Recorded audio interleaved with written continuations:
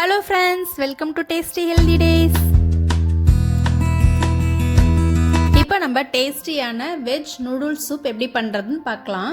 இந்த சூப்பை நம்ம nutritious diet ஃபுட்டாக கூட எடுத்துக்கலாம்.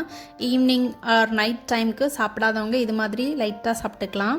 இந்த வெஜிடபிள் சூப் பண்ணுறதுக்கு நான் ஒரு 100 கிராம் மஷ்ரூம், ஒரு கேரட், ஒரு வெள்ளரி, ஒரு zucchini, அரை குடமிளகா, 2 பீஸ் ப்ரோக்கோலி எல்லாத்தையும் ஒரே மாதிரி ஹாஃப் ரவுண்ட் ஷேப்புக்கு நான் கட் பண்ணி எடுத்து வச்சுருக்கேன். நல்லா பொடியாக நறுக்கின ஸ்ப்ரிங் ஆனியன், 5 பல் பூண்டு இடித்து வச்சுருக்கேன். வாங்க எப்படி பண்ணுறதுன்னு பார்க்கலாம். கடாய் ஹீட் பண்ணிட்டு 2 டேபிள் ஸ்பூன் எண்ணெய் ஊற்றிக்கோங்க. இப்போ எண்ணெய் லைட்டாக சூடானதும் இதில் 1 டேபிள் ஸ்பூன் அளவுக்கு ஸ்ப்ரிங் ஆனியன் பொடியாக கட் பண்ணது சேர்த்துக்கலாம். இது கூட ஒரு 5 பல்லு பூண்டு இடித்து சேர்த்துக்கலாம்.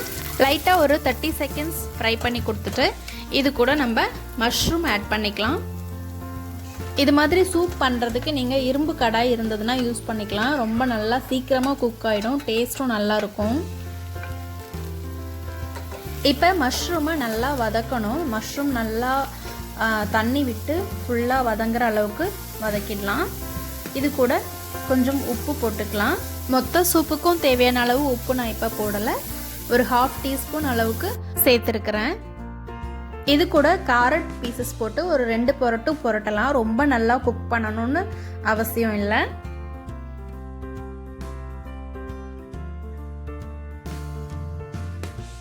இப்போ இது கூட 4 கப் தண்ணி நான் சேர்த்துக்கிறேன். ஏன்னா நான் பண்ணுற சூப்பு 4 பேருக்கு பண்ணுறேன். அதுக்கேற்ற மாதிரி நான் வெஜிடபிள்ஸ் எடுத்திருக்கேன் அண்ட் தண்ணியும் அதுக்கேற்ற மாதிரி ஊற்றுறேன்.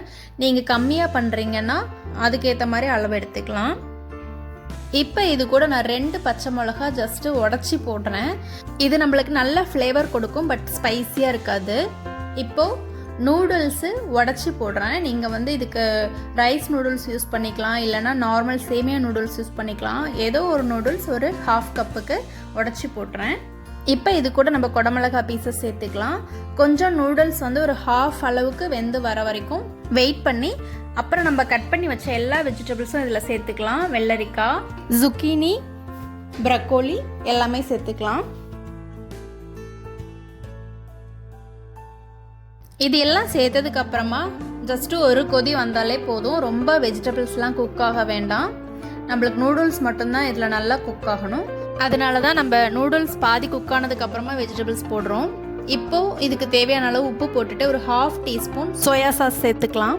சோயா சாஸ் ஜாஸ்தி சேர்க்க வேண்டாம், 1/2 டீஸ்பூன் போதும், இல்லைனா டேஸ்ட் மாறிடும்.